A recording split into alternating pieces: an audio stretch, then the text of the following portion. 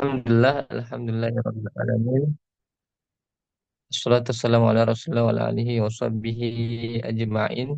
Amma ba'd, hadirin peserta Quran Day yang dimuliakan oleh Allah Subhanahu wa taala. Kembali kita memperbanyak syukur kepada Allah Subhanahu wa taala dan salat beserta salam kepada Nabi kita Nabi Muhammad sallallahu alaihi wasallam. Pada hari ini di hari Ahad kita masih diperjumpakan oleh Allah Subhanahu wa taala dalam kegiatan Quran Day, tadabbur dan tafsir Quran yang insya Allah akan dipandu, ya, yang akan dibawakan oleh Ustadz kita, Ustadz Aswanto Muhammad Takwi LCMA. Ya, Alhamdulillah di tengah-tengah kita sudah berada di Ustadz kita sudah berada di room, dan pembahasan, ya, terkait dengan tadabbur Quran kita ini sudah berada pada di Quran di juz ke-30, dan terakhir pembahasan kita di pekan lalu ini sudah sampai pada surah Al-Kautsar. Ya, insya Allah pada pertemuan kali ini Ustadz akan membahas eh, surah Al-Kafirun. Untuk itu bagi peserta ya silahkan dikondisikan majelisnya, Al-Qur'annya dibuka, dan juga eh, segala hal yang diperlukan untuk majelis kita. Baik, untuk memanfaatkan waktu yang ada, kami sapa langsung Ustadz kita. Assalamualaikum, Ustadz. Waalaikumsalam warahmatullahi wabarakatuh. Ini, Ustadz. Ya, untuk itu ya, kepada peserta sekalian, insya Allah materi kita ini akan berlangsung kurang lebih selama 1 jam ke depan, dan di akhir sesi akan ada sesi tanya jawab.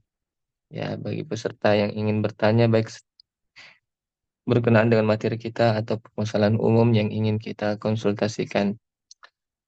Baik, tafadhol Ustaz.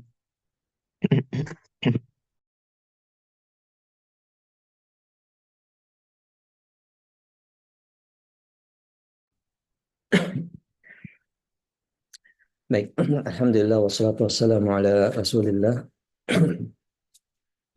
wa ala alihi wa ashabihi wa man tabi'ahum bi ihsanin ila yaumiddin amma ba'du. Para peserta Quran Day yang dimuliakan oleh Allah Subhanahu wa taala. Alhamdulillah pada pagi hari ini kita kembali diberikan kemudahan dan kesempatan oleh Allah Subhanahu wa taala melanjutkan kegiatan tadabbur Al-Quran kita, yang mana pada saat ini kita akan masuk pada surah yang baru, yaitu surah Al-Kafirun, setelah kita menyelesaikan surat Al-Kautsar pada pertemuan yang lalu. Pada uh, surat Al-Kafirun ini tentang tauhid kepada Allah Subhanahu wa taala. Penegasan tentang tauhid kepada Allah Subhanahu wa taala dan sebagai bentuk baroah, ya, sikap berlepas diri dari segala sembahan-sembahan yang disembah selain daripada Allah Subhanahu wa taala.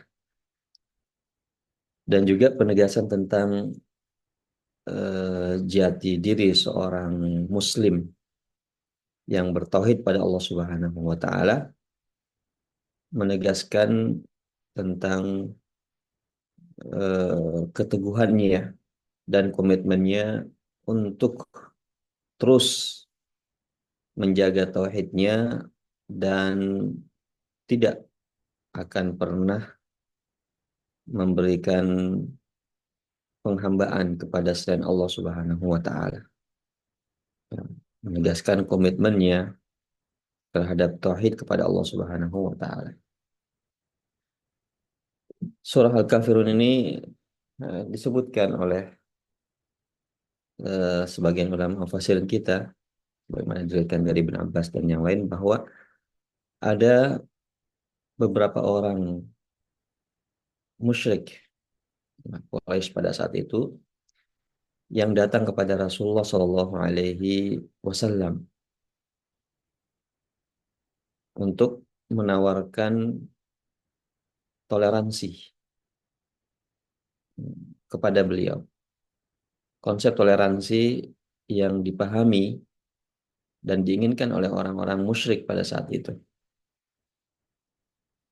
di mana mereka sudah hampir putus asa untuk menghalang-halangi dan menyetop dakwah Nabi Shallallahu Alaihi Wasallam yang mengajak kepada tauhid dan mengajak untuk meninggalkan segala sembahan-sembahan dan berhala-berhala yang disembah oleh masyarakat Mekah pada umumnya di saat itu. Sehingga mereka bersepakat untuk menawarkan kepada Rasulullah Shallallahu Alaihi Wasallam suatu bentuk toleransi, yaitu dengan membagi waktu 1 tahun misalnya, mereka ikut hanya menyembah kepada Allah Subhanahu Wa Taala dan meninggalkan berhala-berhala mereka, tetapi dengan ketentuan Nabi, demikian juga para sahabat-sahabatnya, pengikut-pengikutnya, menyembah kepada berhala-berhala mereka selama 1 tahun. Nah, mereka menganggap inilah bentuk toleransi yang adil dan ditawarkan kepada Rasulullah. Namun dalam Islam itu bukanlah konsep toleransi yang dibenarkan. Bukanlah toleransi yang dibenarkan. Dan harus menyatakan sikap yang tegas tanpa mencampur baurkan antara kebatilan dengan kebenaran. Maka di sini Allah Subhanahu wa taala memerintahkan Rasulnya SAW untuk memberikan penegasan terus terang tanpa ada eh, basa-basi di dalamnya berkaitan dengan perkara tauhid dan menyembah ini. Bahwasanya tidak akan pernah seorang muslim, seorang mukmin untuk menyembah kepada selain Allah Subhanahu wa taala sesaat pun dalam umurnya dan kehidupannya. Karena hal itu akan merusak segala apa yang dia lakukan sebelumnya. Bagaimanapun banyaknya kebaikan-kebaikan dan amalan-amalan yang dilakukan, namun dengan kesyirikan sesaat akan meruntuhkan dan merusak segala apa yang dibangun sebelumnya. Oleh karena itu harus dengan tegas pada selain Allah Subhanahu wa taala. Karena dialah satu-satunya Tuhan, satu-satunya ilah yang harus dan patut untuk disembah dan tidak pernah menduakan Allah Subhanahu wa taala dalam hal ini. Maka Allah Subhanahu wa taala firmankan kepada Rasulnya Shallallahu Alaihi Wasallam, sekaligus merupakan perintah dari Allah Subhanahu Wa Taala kepada nabinya Shallallahu Alaihi Wasallam untuk menegaskan hal tersebut kepada mereka-mereka yang datang kepada beliau, menawarkan eh, ya, toleransi yang mereka inginkan. Hadirin yang dimuliakan oleh Allah Subhanahu Wa Taala. Surat Al-Kafirun ini sangat sering dibaca oleh Rasulullah Shallallahu Alaihi Wasallam. Kalau kita melihat dari sunnah-sunnah beliau, apa yang beliau contohkan dalam kehidupan sehari-hari, kita melihat surah ini setidaknya diulangi oleh Rasulullah SAW dalam sehari beberapa kali. Pertama, ketika beliau bangun subuh, sebelum subuh, beliau membaca, ya sering membaca dalam sholat witir beliau, ya, ketika beliau sholat witir 3 rakaat, maka yang dibaca adalah surat Al-A'la, Sabbih isma rabbikal a'la, kemudian rakaat kedua Al-Kafirun, dan rakaat yang ketiga adalah Al-Ikhlas, Qul huwallahu ahad. Nah, di sini juga kita melihat ada eh, keunikan, ya, di mana Rasulullah SAW sering kali menggabungkan antara Al-Kafirun dan Al-Ikhlas. Nah, ini dibaca pada sholat witir sebelum subuh. Kemudian setelah masuk waktu sholat subuh, beliau SAW membacanya di sholat sunat fajar, qabliyah subuh. Ya, qabliyah subuh ini beliau membaca Al-Kafirun di rakaat pertama dan Al-Ikhlas di rakaat kedua. Begitu juga beliau membacanya di waktu awal malam. Ya, jadi beliau baca di awal pagi, kemudian beliau baca lagi di awal malam, itu ketika masuknya waktu sholat maghrib, dan beliau sering kali membaca dalam eh, sunat ba'diyah, setelah sholat maghrib, beliau membaca kedua surah itu lagi, Al-Kafirun dan juga Al-Ikhlas. Lalu juga disebutkan, ya, bahwasanya beliau pun juga sebelum menutup harinya, sebelum beliau tidur, beliau pun juga membaca surah tersebut. Nah, ini menunjukkan bahwa Rasulullah SAW memberikan perhatian yang sangat besar terhadap surah ini dan kedua surah ini untuk selalu memperbaharui tauhid kepada Allah Subhanahu wa taala. Nah, kenapa dua hal ini sering dikumpulkan oleh Rasulullah SAW antara surat Al-Kafirun dan Al-Ikhlas? Sebagian ulama kita mengatakan bahwasanya di antara rahasia dan hikmahnya adalah karena Al-Kafirun ini merupakan penegasan dan tauhid al-amali, al-qasdi. Ya, maksudnya bahwasanya dia adalah tauhid yang sifatnya praktek amali, realisasi daripada tauhid itu. Ya, makanya disebutkan la a'budu, saya tidak menyembah. Wala ana a'bidum ma'abatun, dan saya tidak akan menyembah. Artinya ini adalah tauhid amalinya, prakteknya, realisasinya. Realisasi daripada tauhid ini berupa amalan. Adapun surat Al-Ikhlas, ya, Qul huwallahu ahad, Allahus samad, lam yalid walam yulad. Semuanya ini adalah sifatnya i'tiqadi, tauhid ilmi, tauhid i'tiqadi, tauhid yang sifatnya wawasan ilmu dan keyakinan hati. Ya, dia merupakan tauhid keyakinan hati, penegasan tentang sikap, ya, dan ideologi yang dimiliki oleh seorang muslim, seorang mukmin, bahwasanya mereka memiliki keyakinan dan ideologi tidak menyembah kepada selain Allah Subhanahu wa taala, dan bahwasanya Allah satu-satunya adalah merupakan ilah sembahan yang disembah. Sehingga di sini mengumpulkan dua bentuk tauhid tadi.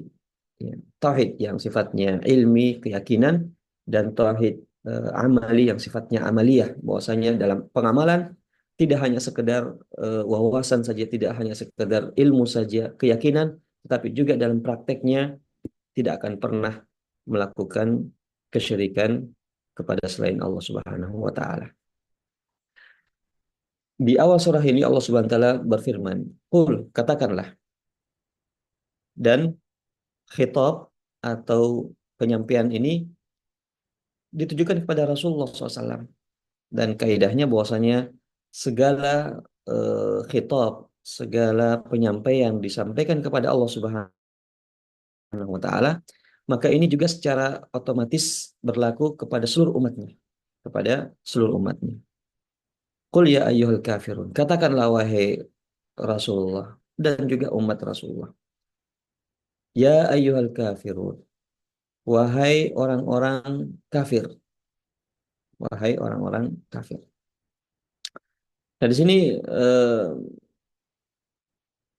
pernyataan dari Allah Subhanahu wa taala dan penyebutan gelar dari Allah Subhanahu wa taala kepada orang-orang yang tidak bertauhid kepadanya, pada orang-orang yang melakukan kesyirikan. Allah katakan bahwasanya mereka ini al-kafirun, orang-orang kafir. Wahai orang-orang kafir. Nah, ini menunjukkan bahwasanya orang yang melakukan kesyirikan kepada Allah Subhanahu wa taala, mereka juga itu adalah secara tidak langsung, secara otomatis mereka adalah orang-orang kafir. Sebagaimana yang Allah Subhanahu wa taala sebutkan dalam surat Al-Baqarah yang sudah pernah kita sebutkan, bahwasanya innalladzina kafaru, sesungguhnya orang-orang kafir, min ahlil kitabi wal musyrikin, baik dari kalangan ahlul kitab Yahudi dan Nasrani, wal musyrikin, atau orang-orang yang animisme, yang menyembah selain daripada Allah Subhanahu wa taala, dari kalangan orang-orang musyrik. Maka orang-orang musyrik ini adalah orang-orang kafir. Ya, maka orang kafir ini adalah orang yang menentang atau tidak menerima syariat Allah Subhanahu wa taala, baik dari kalangan ahlul kitab, ya, ataupun dari kalangan orang-orang musyrik, semuanya masuk dalam kategori orang-orang kafir, orang-orang kafir. Nah, dalam ayat ini Allah Subhanahu wa taala menyebutkan secara gamblang bahwasanya mereka ini adalah orang kafir. Mereka ini adalah orang kafir. Sehingga kita harus meyakini bahwasanya siapa saja yang tidak mengakui dan menyatakan ikrar untuk bersyahadat masuk ke dalam Islam, maka kita harus yakini bahwasanya mereka itu adalah orang-orang kafir. Bahwasanya mereka itu adalah orang-orang kafir. Ini merupakan keyakinan yang tidak boleh ada keraguan di dalamnya. Bahwasanya mereka adalah orang-orang kafir karena tidak menerima agama Allah Subhanahu wa taala dan tidak ingin masuk ke dalam agama yang telah dibawa oleh Rasulullah Shallallahu Alaihi Wasallam. Namun di sini ada satu hal yang perlu harus kita garis bawahi, bahwa eh, walaupun demikian bukanlah suatu hikmah dan bijak ketika kita ketika memanggil orang-orang di luar Islam, kita mengatakan wahai kafir. Misalnya ada orang non-Muslim yang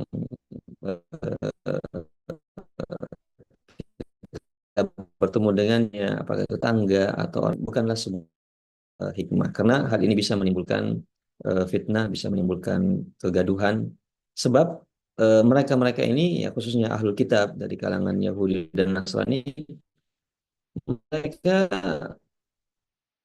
pun juga tidak senang dengan kata kafir itu, karena dalam dalam keyakinan mereka kafir itu konotasinya adalah buruk, konotasinya adalah jelek. Nah, sehingga tidak mesti di hadapan mereka kita ucapkan wahai kafir.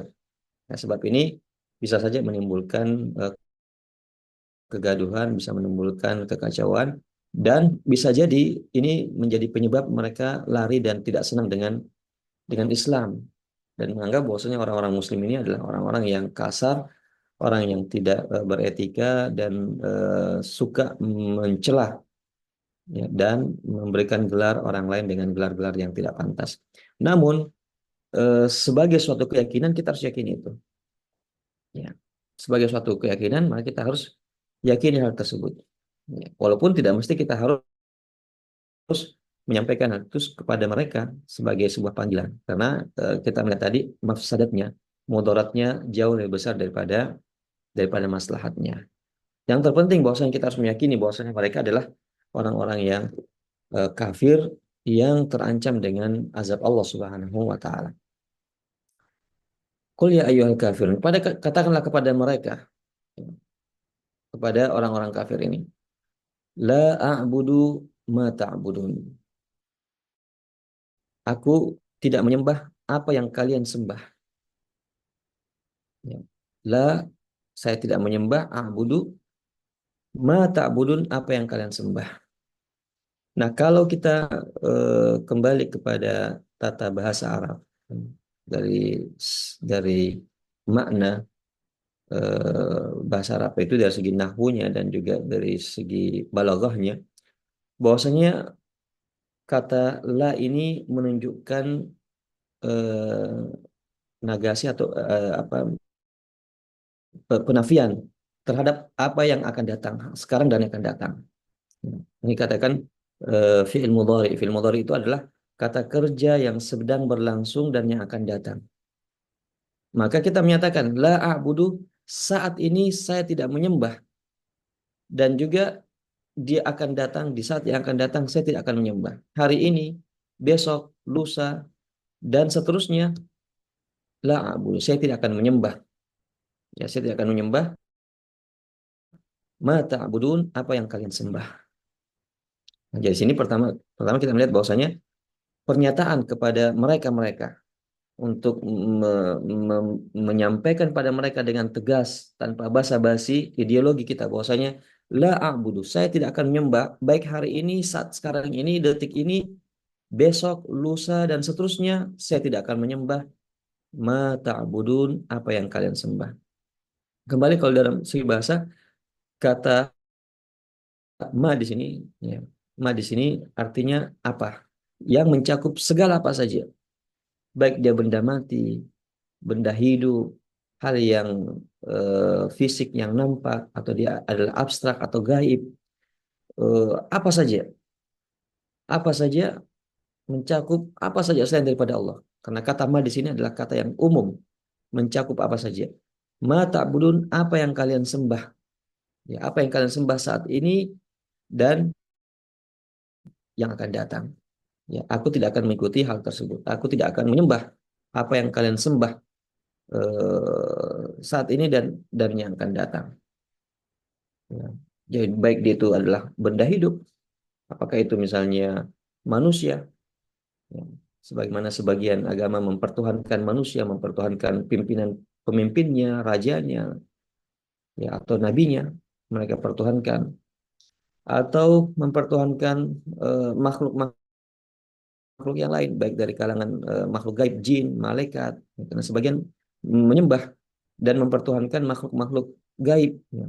Itu jin misalnya, malaikat, atau yang mereka namakan dengan dewa-dewa, ya. Atau hewan, ya. Dari makhluk ini hewan menyembah binatang, ya, menyembah sebagaimana kita lihat sebagian agama yang menyembah, menjadikan sembahannya itu adalah eh, hewan-hewan, ya. Atau misalnya tumbuh-tumbuhan, pohon-pohon dijadikan sebagai sebagai sembahan.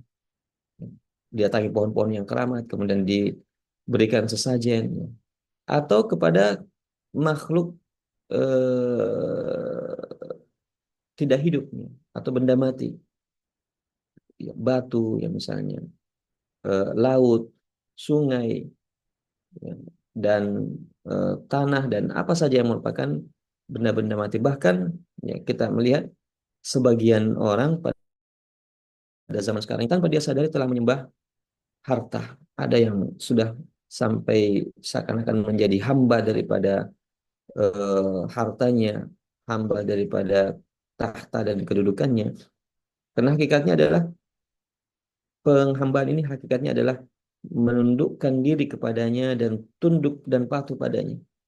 Sebagian manusia, ya, karena mencari harta, dia tunduk, seakan-akan tunduk dan patuh apa yang diinginkan oleh harta tersebut. Harta itu menginginkan dia agar supaya bisa dia meraih harta itu dengan melakukan kemaksiatan, maka dia lakukan kemaksiatan. Untuk meninggalkan ibadah kepada Allah, dia tinggalkan demi untuk harta tersebut. Makanya Rasulullah SAW menyebutkan dalam hadisnya bahwasanya ta'is abdud dinar, ta'is abdu ad-dirham, ya. Celaka para penghamba-penghamba dinar, para penghamba-penghamba dirham, para penghamba-penghamba pakaian, ya, di mana mereka orientasinya hanyalah untuk mengumpul harta tersebut dan tidak mau tahu apakah dia melakukan kesyirikan, kekufuran, kemaksiatan, pelanggaran, kezaliman. Yang terpenting baginya adalah bagaimana bisa meraih keinginan-keinginan syahwatnya tersebut, ya berupa harta, jabatan, dan yang sejenisnya. Maka sekali lagi ini adalah merupakan penegasan. La a'budu ma ta'budun.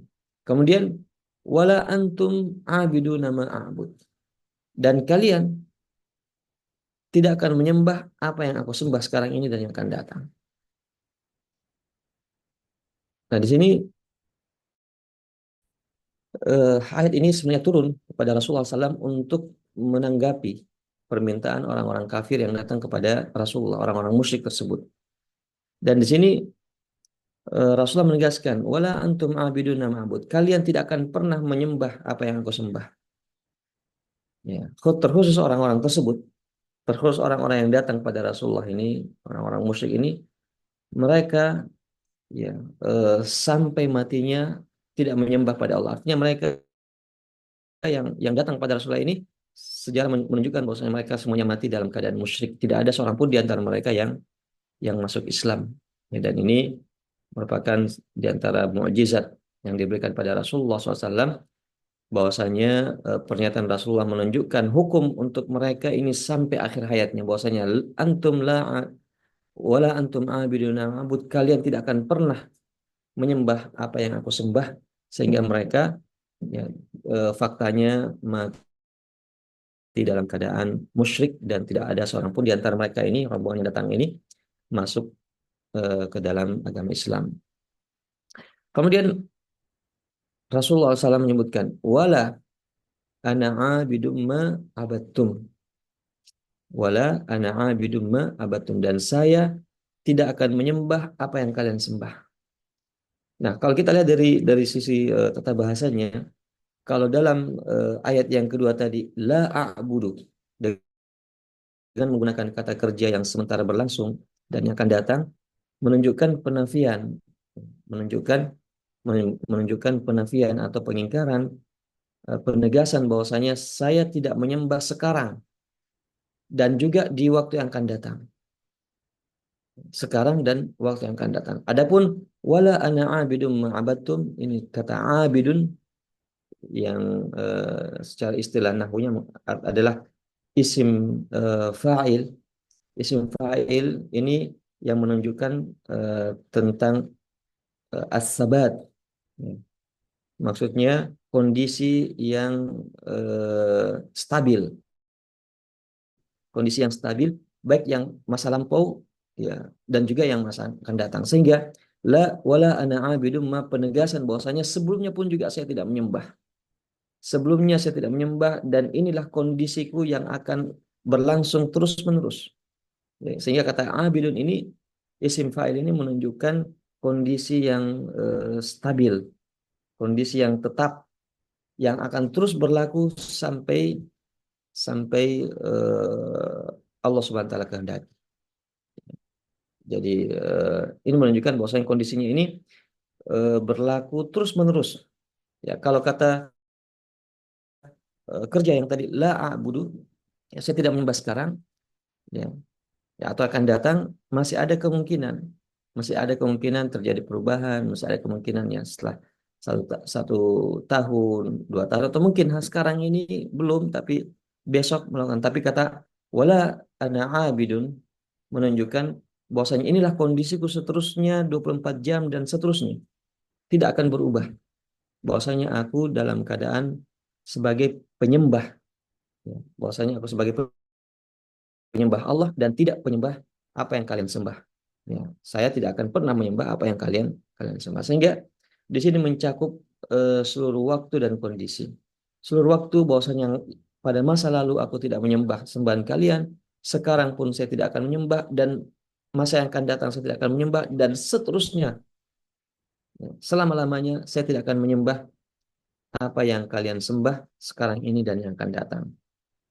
Sekali lagi ini merupakan penegasan dari seorang mukmin, seorang muslim, tanpa ada basa-basi, bahwasanya dalam masalah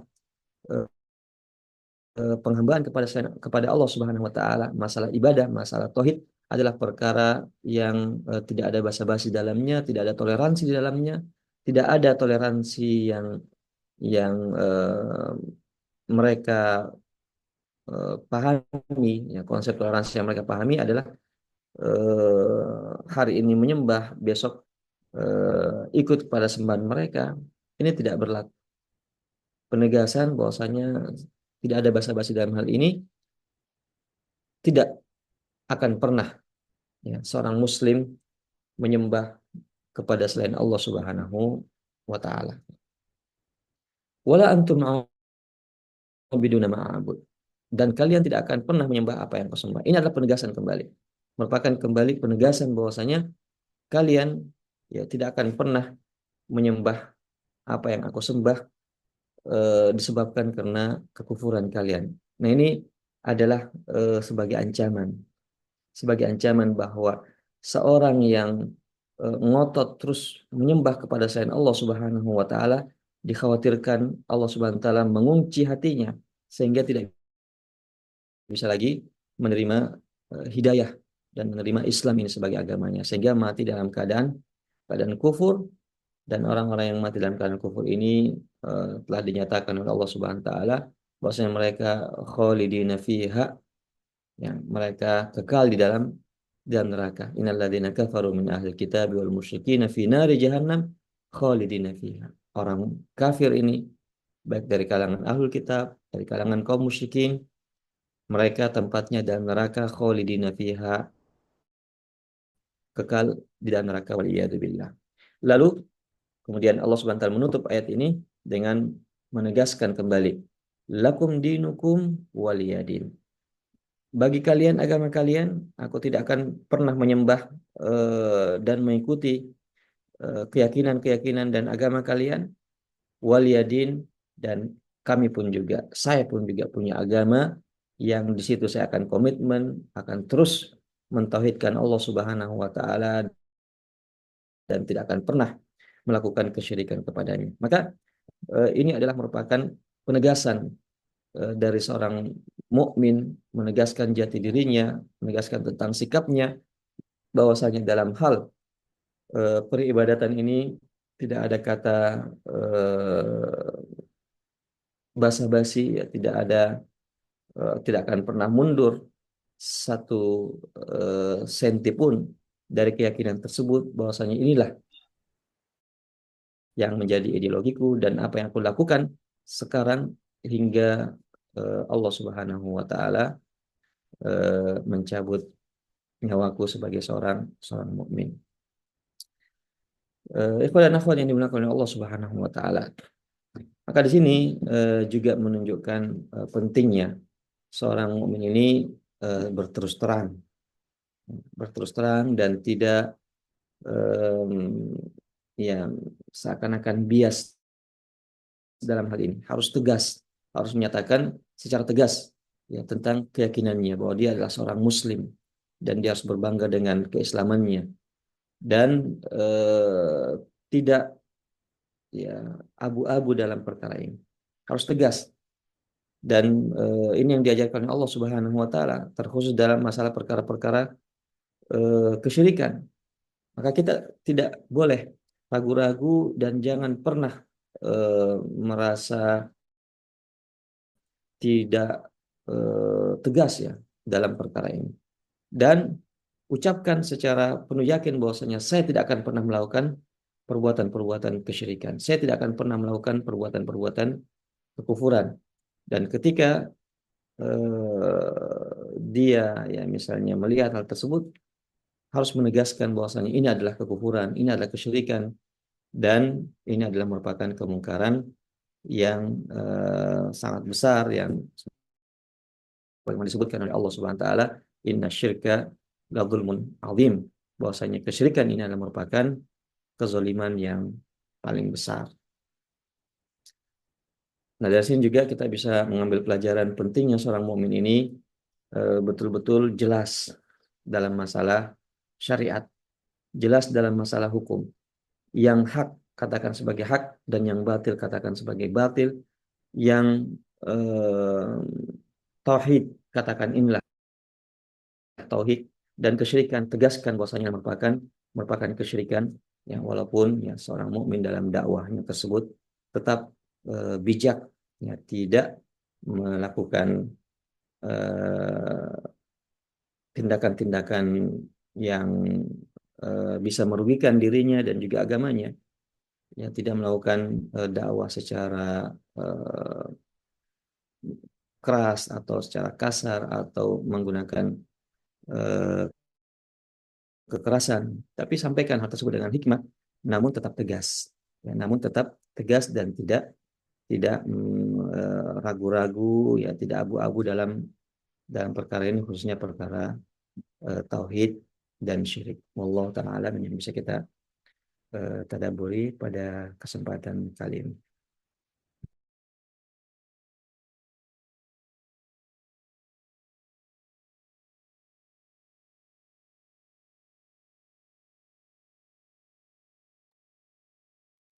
Ya baik, Alhamdulillah demikianlah tadi materi dari Ustadz kita berkenaan dengan tadabbur surah Al-Kafirun. Untuk itu kita masuk kepada sesi selanjutnya, sesi tanya jawab. Ya, bagi setiap peserta yang ingin bertanya, dipersilahkan bisa pertanyaan langsung, ya, raise hand dalam room ini, atau pertanyaan via chat di room kita ini, atau mungkin bisa melalui admin di grup Quran Day. Silakan Bapak Ibu, jika ada yang ingin ditanyakan, dikonsultasikan, baik berkenaan dengan materi kita pada pagi hari ini atau permasalahan umum yang ingin kita tanyakan.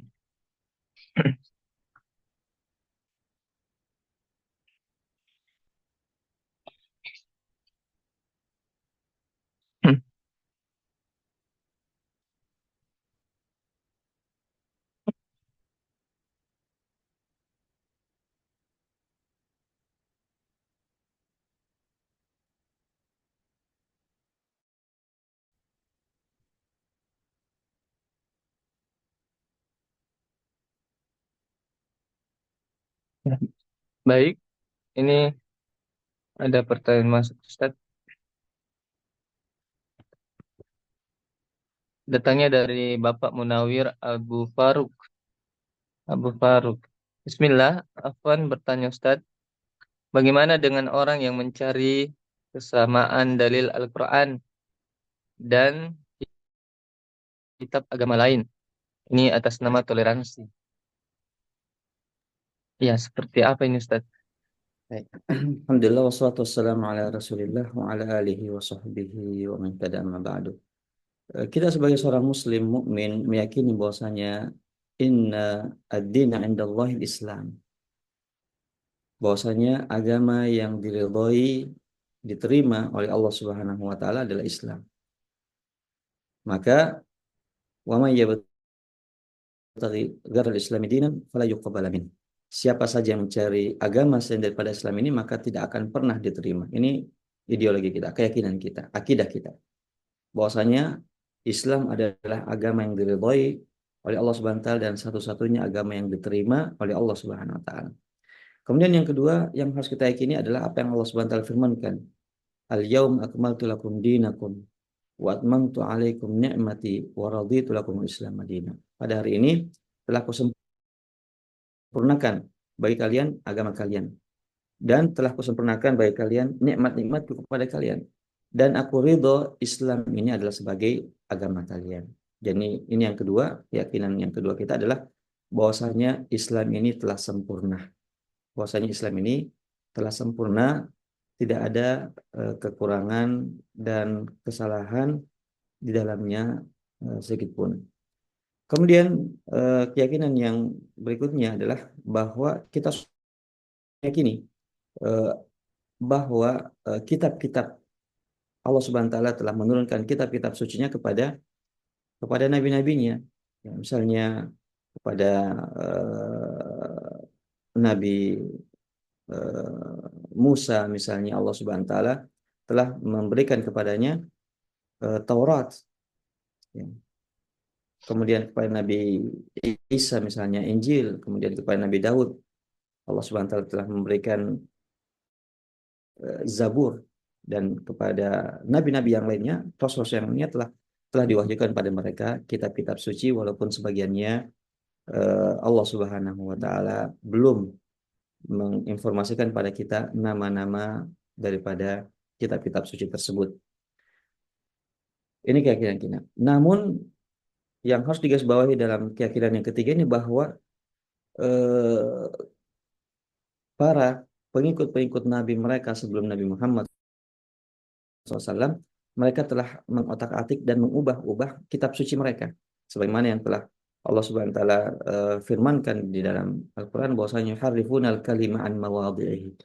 Mereka ini ya, dari kalangan Bani Israel telah mengotak-atik, yuharrifun, telah mengubah-ubah, telah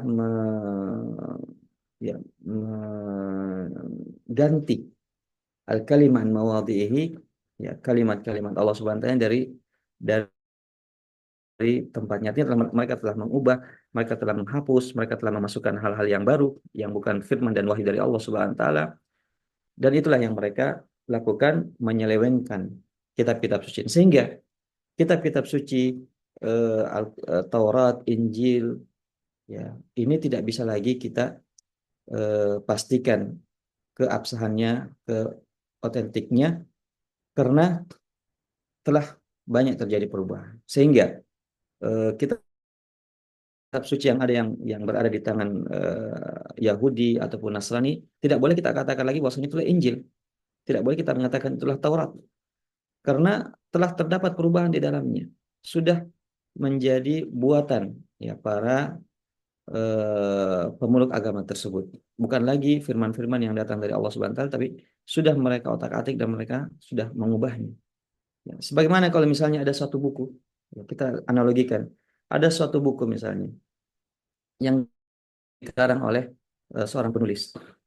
Dia mengarang buku tersebut, dia menulisnya, ya, misalnya buku ini berkaitan dengan satu pembahasan tertentu, ya, yang terdiri dari misalnya 100 halaman. Lalu datang orang setelahnya mengambil buku itu. Lalu dia ingin simpulkan buku itu. Dia simpulkan buku itu, dia mengambil sebagian, lalu dia masukkan kata-katanya, lalu ada banyak yang dia tidak ambil lagi, ya, dianggap ini tidak perlu lagi disebutkan di sini. Intinya dia telah mengubah-ubah, kadang dijelaskan, kadang dihapus, kadang ditambah, kadang dikurang. Maka buku yang kedua ini, yang telah disusun oleh orang yang kedua ini, tidak bisa lagi dikatakan ini adalah bukunya si A yang pertama, karena dia sudah banyak berubah. Tidak bisa lagi kita mengatakan judul buku ini adalah Fulan yang telah dinamakan oleh penulis pertama, karena dia sudah menjadi buku yang baru, sehingga tidak bisa lagi disandarkan dan disebutkan kepada penulis pertama, sebab ini adalah hasil karya penulis dua yang nantinya memiliki juga judul yang berbeda dan isi yang berbeda, konten yang berbeda. Nah, begitulah Taurat dan Injil sekarang ini tidak bisa kita katakan itu adalah Taurat dan Injil, sebab telah banyak dirubah-ubah, telah banyak diganti, telah banyak ditambah dan dikurangi oleh para pemeluk-pemeluk agama, para pemuka agama mereka. Dengan demikian, ya, eh, yang merupakan kekhususan, keistimewaan daripada wahyu, bahwasanya wahyu itu adalah hak, bahwasanya wahyu itu adalah tidak ada kebatilan, bahwasanya wahyu itu merupakan kebenaran yang absolut. Ini tidak bisa lagi diberikan, atau karakter ini, sifat ini tidak bisa lagi diberikan kepada kitab-kitab suci agama lain pada hari ini. Ya, baik yang di tangan Nasrani maupun Yahudi. Ya, sehingga eh, kalau ingin mencari-cari menyamakan antara Al-Quran dengan kitab-kitab suci yang sekarang ada ini di tangan mereka, ini sebenarnya adalah menghinakan atau menjatuhkan Al-Quran, ya, melecehkan Al-Quran. Ya, seakan-akan ini adalah perbuatan untuk melecehkan Al-Quran, seakan-akan ingin disamakan yang tinggi dengan sesuatu yang rendah. Ya. Sama misalnya kalau ada seorang, taruhlah misalnya kita ingin ditampilkan, ya, dua orang, ya, ingin ditampilkan dua orang untuk disamakan. Ya, satunya misalnya seorang raja, datangkan seorang raja, lalu datangkan seorang rakyat jelata, pengemis dan orang yang sangat miskin didudukkan bersama dengan raja tersebut dan dikatakan cari kesamaannya. Pasti sang raja mengatakan ini adalah pelecehan. Ini adalah bentuk pelecehan dan penghinaan kepadaku. Mau saya disamakan dengan orang yang dalam pandangan manusia jelata dan sangat tidak bisa disandingkan dan disamakan. Bahkan ketika disandingkan ini adalah bentuk pelecehan dan penghinaan kepada sang raja tersebut. Nah, begitulah hakikatnya. Kalau kita ingin menyandingkan Al-Qur'an dan kitab-kitab yang sekarang ini kita ingin samakan, cari cari kesamaannya, ini sebenarnya penghinaan kepada Al-Qur'an dan pelecehan kepada Al-Qur'an. Kita cukup ya dengan apa yang telah disebutkan oleh Allah Subhanahu wa taala. Kita sudah merasa cukup dengan Al-Quran ini yang sudah sempurna, yang di dalamnya terdapat kebenaran, yang tidak ada kontroversi di dalamnya, sudah cukup. Oleh karena itu dikisahkan bahwasanya Umar bin Khattab pernah membawa Taurat, ya pernah membawa kitab Taurat. Tentu ya kita sudah pastikan bahwasanya Umar radhiyallahu taala ini ketika membawa Taurat bukan tujuannya adalah untuk mempelajarinya, bukan untuk mencari jangan-jangan ada kebenaran di dalamnya, jangan-jangan bukan itu tujuan Umar radhiyallahu taala. Ya. Justru beliau hanya ingin sebenarnya menegaskan bahwasanya adalah Taurat yang tidak menjadi patokan dan dasar. Nah, ketika Rasulullah SAW dalam kisah tersebut melihat Umar bin Khattab membawa Taurat itu, Rasulullah katakan, "Kamu tahu ikun anta ya Umar. Wahai Umar, apa kamu ini gamang? Wahai Umar, apa kamu ini lagi goyang? Seakan-akan ada keraguan terhadap Al-Quran ini sehingga kamu memegang Taurat tersebut dan seakan-akan ingin mengkajinya, membacanya, mempelajarinya. Lalu keluarlah kata yang masyhur dari Rasulullah, "Lau kana akhi Musa hayyan lama wasi'ahu illa tibai." Seandainya Nabi Musa, saudaraku, hidup sekarang ini, maka tidak ada pilihan baginya kecuali mengikutiku dan meninggalkan Taurat tersebut mengikutiku. Karena Allah Subhanahu wa taala telah menyebutkan fungsi dari Al-Qur'an adalah wa muhaiminan alaihi. Dan Al-Qur'an Allah katakan bahwa Al-Qur'an adalah muhaimin. Dia adalah batu loncatan, dia adalah penguji ya terhadap kitab-kitab yang lainnya. Terhadap terhadap kitab yang artinya Al-Qur'an menjadi patokan. Al-Qur'an menjadi sumber yang asal ya. Dan yang lainnya ini mengikut. Yang lainnya ini mengikut. Ya, kalau ada kebenaran maka itu adalah kebenaran yang dalam Al-Quran.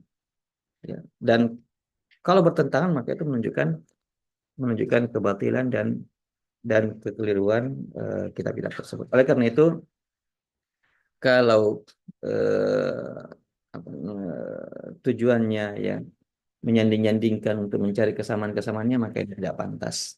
Ini tidak pantas. Sekali lagi bahwasanya adalah perbuatan justru menurunkan ya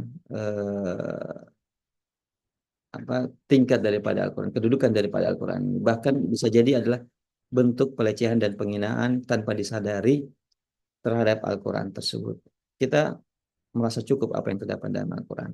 Eh, tapi kalau misalnya ingin menegaskan sebagai bentuk dakwah, bahwasanya apa yang diturunkan kepada eh, Nabi kalian itu telah dibenarkan oleh agama kita, oleh Allah Subhanahu wa taala. Kalau itu adalah merupakan berita yang benar, maka itu telah ditegaskan di dalam Al-Qur'an dan bahwasanya kebenaran-kebenaran yang terdapat dalam eh,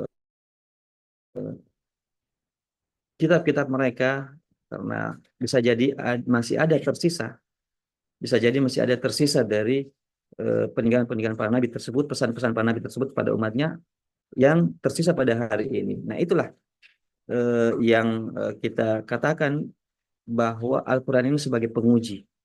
Al-Quran ini sebagai patokan. Kalau apa yang disampaikan itu sesuai persis 100% dengan Al-Quran, maka kita katakan itu adalah adalah di antara sisa-sisa kebenaran yang diwariskan oleh para nabi-nabinya sebelumnya. Tapi kalau terdapat perbedaan, walaupun sedikit, walaupun berapa persen daripada perbedaan tersebut, kita nyatakan itulah bagian daripada yang telah diubah-ubah. Itulah bagian yang telah ditambah-tambahkan. Bahkan mungkin itu adalah merupakan perkataan manusia, bukan sama sekali wahyu dari Allah Subhanahu wa taala. Allah taala ya, mohon maaf agak panjang sedikit karena akhir-akhir ini kita lihat masalah menjadi hal yang hangat dibahas oleh para ustadz-ustadz yang menyikapi salah seorang ustadz yang melakukan hal tersebut. Allah taala. Insyaallah. Baik, Ustaz. Kita lanjut ke pertanyaan berikutnya, Ustaz. Tanya dari Bapak Andi Irwanto. Bagaimana hukum menghadiri perayaan agama lain sebagai utusan kantor atau tugas kantor, Ustaz? Iya. Di dalam Al-Quran Allah Subhanahu wa taala telah menyebutkan bahwasanya di antara sifat-sifat ibadur Rahman bahwasanya mereka wala yashhaduna zur wa idza marru bil lagwi marru kirama. Nah, Allah katakan bahwa mereka-mereka ini ibadur Rahman la yashhaduna zur. Mereka tidak menyaksikan az-zur. Az-zur ini adalah kebohongan, ya, adalah kebatilan, adalah kemungkaran. Bahkan disebutkan dalam tafsir ayat ini bahwasanya maknanya adalah tidak menghadiri ritual-ritual orang-orang musyrik dan orang-orang kafir, tidak menghadiri ritual-ritual agama di luar daripada Islam. Itu daripada la yashhaduna zur. Oleh karena itu, wa idza marru bil lagwi marru kirama, ketika mereka melewati eh, perbuatan sia-sia ini dan perbuatan kekufuran dan kesyirikan ini, marru kirama, mereka melewati, tidak singgah dan tidak ikut hadir dan menyaksikannya. Nah, ini adalah sifat dan sekaligus adalah merupakan perintah dan ketetapan dari Allah Subhanahu wa taala untuk tidak menghadirinya. Karena ketika menghadiri ritual-ritual dan perayaan agama lain tidak sulit untuk dihindari bahwasanya mereka akan menyampaikan keyakinan, akidah dan ideologi mereka, di mana keyakinan dan ideologi mereka adalah keyakinan kesyirikan dan kekufuran. Ya. Oleh karena itu ya tidak pantas orang Muslim untuk menyaksikan, menghadiri ritual-ritual tersebut. Dan ini bukanlah bagian daripada toleransi. Toleransi adalah silakan lakum dinukum waliyadin. Inilah bentuk toleransi yang hak, yang benar, yang telah diajarkan oleh oleh Allah Subhanahu wa taala dan telah dipraktekkan oleh Rasulullah. Bahwasanya lakum dinukum waliyadin. Kalian punya agama yang kalian yakini, ya silakan kalian lakukan, saya tidak ada urusan dengannya. Waliyadin, dan saya punya agama, saya punya ritual, saya punya ibadah yang saya lakukan dan saya yakini dan tidak ada keraguan di dalam diriku tentang hal tersebut. Oleh karena itu, jika eh, ada semacam hal ini, ya kalau kita usahakan ya untuk menjelaskan bahwasanya kita tidak bisa menghadiri kegiatan tersebut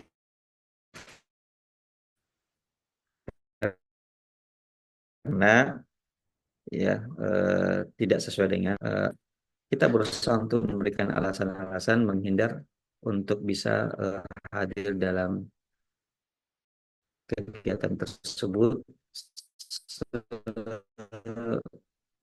bisa mungkin selama tidak ada mudarat berarti, selama tidak membahayakan, maka kita berusaha untuk menolaknya dan menghindar untuk menghadiri hal tersebut. Baik, Ustaz. Alhamdulillah. Ini ada pertanyaan berikutnya, Ustaz. Datangnya dari Ibu Irwana. Apa Ustaz, mohon penjelasannya tentang safar. Apakah ada pembolehan wanita yang bersafar tanpa mahram, tetapi dia ikut dalam rombongan yang mendesak, Ustaz? Iya. Berkaitan dengan safar seorang wanita tanpa mahram telah dijelaskan dengan tegas oleh Rasulullah billahi wal yawmil akhir antusafira lailah, atau dalam riwayat yang lain perjalanan safar. Jadi di sini Rasul mengatakan tidak tidak halal bagi seorang mukmin, seorang wanita mukminah yang beriman pada Allah dan hari akhir untuk melakukan suatu perjalanan lebih daripada yom walela sehari semalam. Ya, artinya perjalanan safar. Pada saat itu ya ulama kita mengatakan bahwasanya ini menunjukkan perjalanan safar. Bahkan Rasulullah SAW ketika datang seorang lelaki yang ingin ikut serta dalam jihad fisabilillah, beliau mengatakan bahwa wahai Rasulullah, ya saya mendapat eh, giliran, mendapat giliran untuk berjihad, ya, mendapat giliran untuk berjihad. Sementara istri saya ingin melaksanakan ibadah haji, tidak ada seorang mahram yang bisa menemani. Maka Rasulullah SAW mengatakan bahwasanya kembali pulang sana, kembali temani istrimu untuk melaksanakan ibadah hajinya yang wajib. Nah, di sini kita melihat bahwasanya Rasulullah SAW sampai memberikan uzur seseorang untuk tidak ikut serta padahal sudah datang gilirannya untuk berjihad, tapi karena istrinya harus ditemani agar supaya tidak berangkat sendiri tanpa mahram, maka beliau berikan dispensasi ya untuk pulang tidak ikut dalam perang tersebut. Nah, dari hadis-hadis yang ada yang berkaitan dengan safar seorang wanita ini, ya ulama kita bersepakat bahwa seorang wanita yang telah balik tidak pantas dan tidak boleh melakukan perjalanan safar tanpa ditemani oleh mahramnya, tanpa ditemani oleh mahramnya.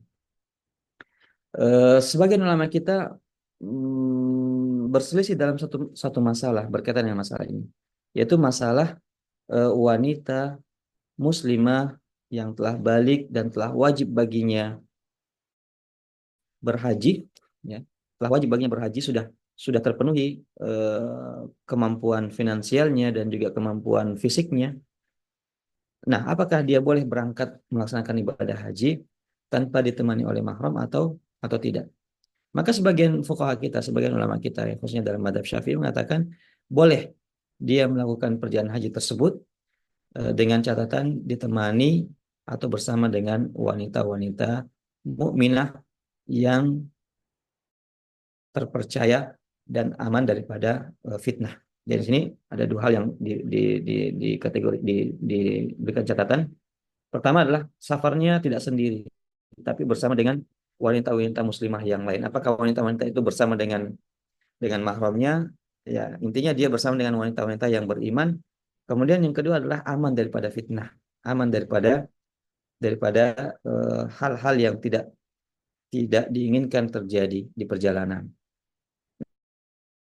Nah, kalau dua hal ini terpenuhi maka mereka membolehkan. Tapi di sini kita harus ketahui bahwasanya yang mereka bolehkan itu bukan seluruh bentuk safar, tapi yang mereka bolehkan adalah safar haji ibadah yang wajib, yang telah wajib baginya.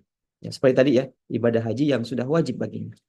Ya, maka ini dibolehkan. Adapun perjalanan-perjalanan yang lain maka mutlak mereka tidak benarkan kecuali bersama dengan mahram. Wallahu taala.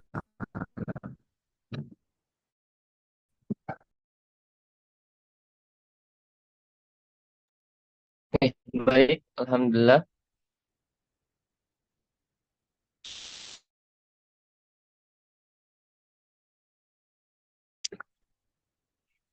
Ini ada tambahan stylenya yang mana sehari semalam atau dengan jarak 85 km. Ya, batasan safar ini memang terdapat beberapa pendapat di kalangan ulama kita. Sebagian atau jumhur daripada ulama kita menyebutkan batasan jaraknya, ya karena disebutkan dalam satu riwayat 4 burud. Ya.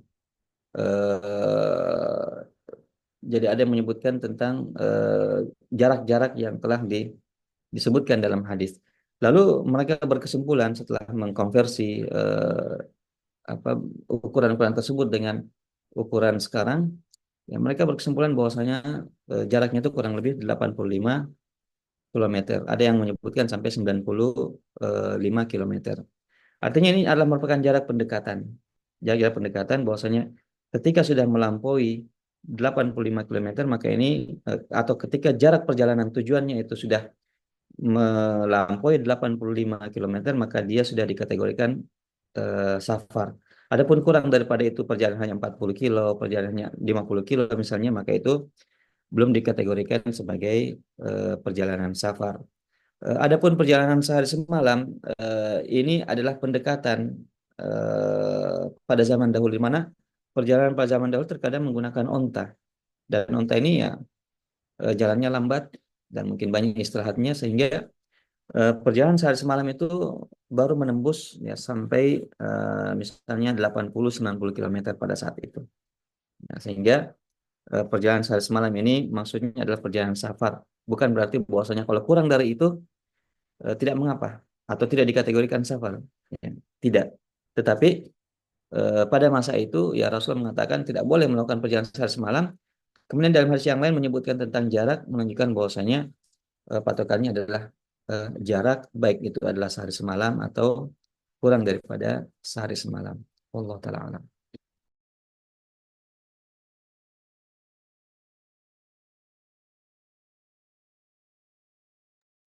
Baik, alhamdulillah Ustaz.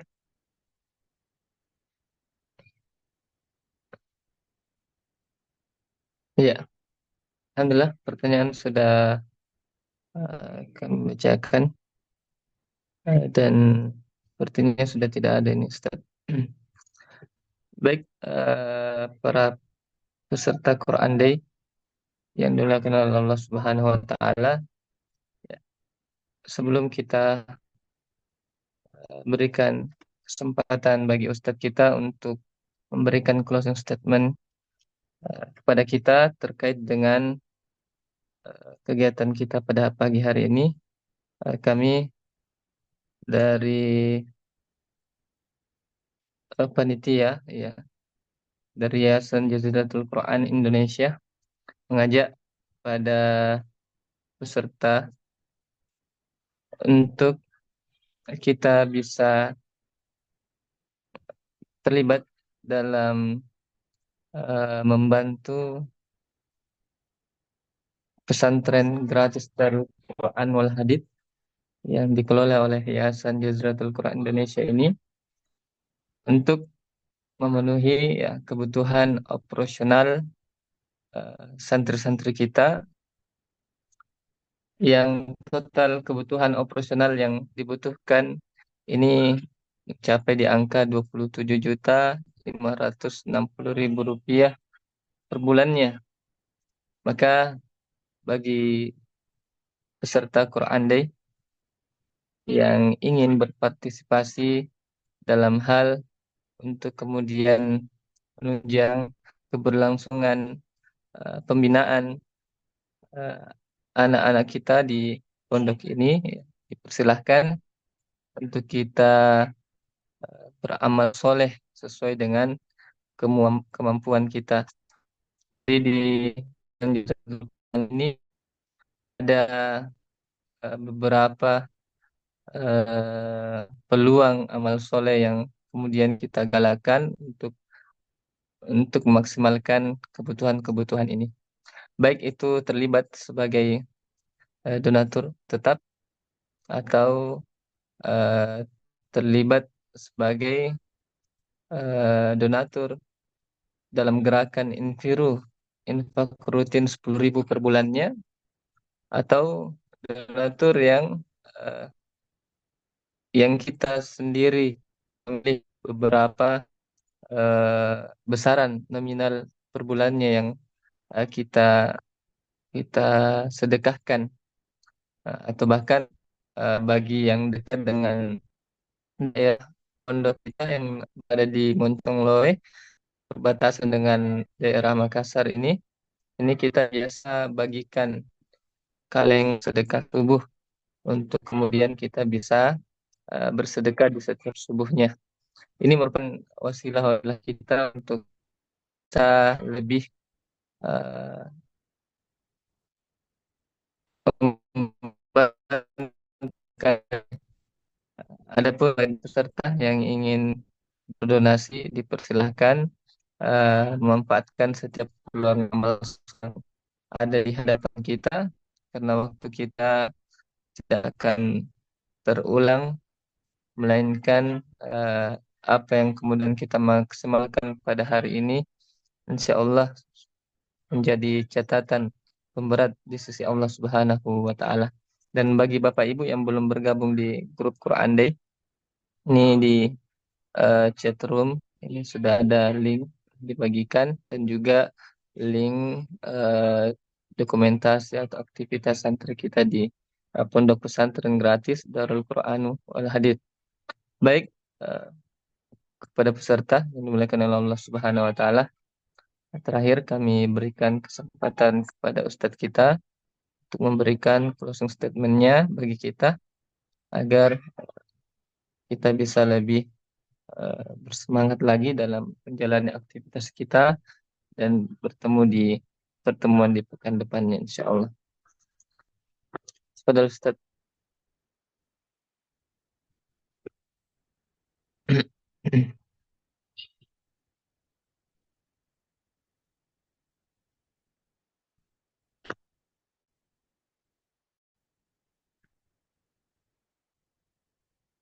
Iya, Ustaz.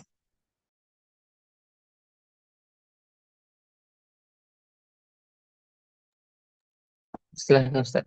Baik, Alhamdulillah, para ikhwan dan akhwat serta Quran Day yang dimuliakan Allah Subhanahu Wa Taala, pesan yang bisa kita ambil dari surah Al-Kafirun ini adalah untuk eh, menegaskan sikap kita dan keyakinan kita untuk tidak ragu dalam perkara tauhid, bahwasanya Allah Subhanahu wa taala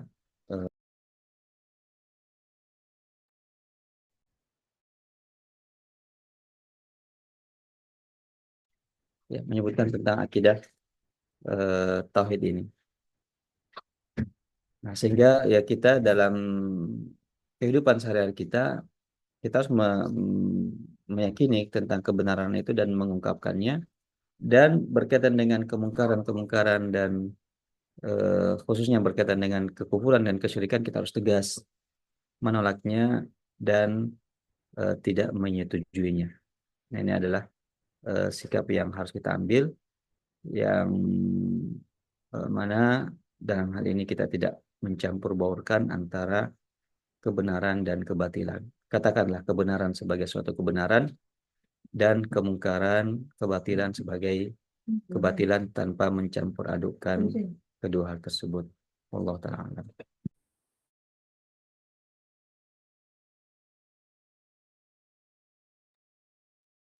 Baik, Alhamdulillah pada peserta Quran Anda yang dimuliakan oleh Allah Subhanahu wa taala.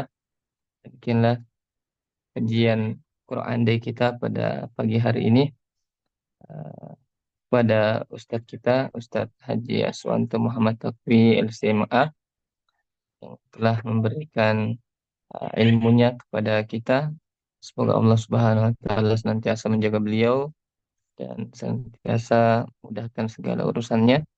Dan insya Allah semoga beliau dimudahkan untuk kemudian senantiasa bersama kita di hari-hari berikutnya dalam program ini. Kemudian kepada peserta yang telah bergabung uh, membersamai kita di program Quran Day ini, syukron wa jazakumullahu khairan atas kehadirannya. Semoga Allah Subhanahu wa taala senantiasa memberikan kekomahan kepada kita untuk bisa ya bermajelis kembali di room ini, dan juga untuk senantiasa eh, memberikan kemudahan-kemudahan dalam setiap aktivitas kita, dan juga setiap peluang-peluang amal ibadah kita. Demikian yang kami sampaikan. Lebih dan kurangnya mohon dimaafkan. Kami akhiri pertemuan kita dengan perbanyak istighfar kepada Allah Subhanahu wa taala. Subhanakallahumma bihamdika asyhadu an la ilaha illa anta astaghfiruka wa atubu ilaik. Assalamualaikum warahmatullahi wabarakatuh. Syukran Ustaz. Assalamualaikum warahmatullahi wabarakatuh.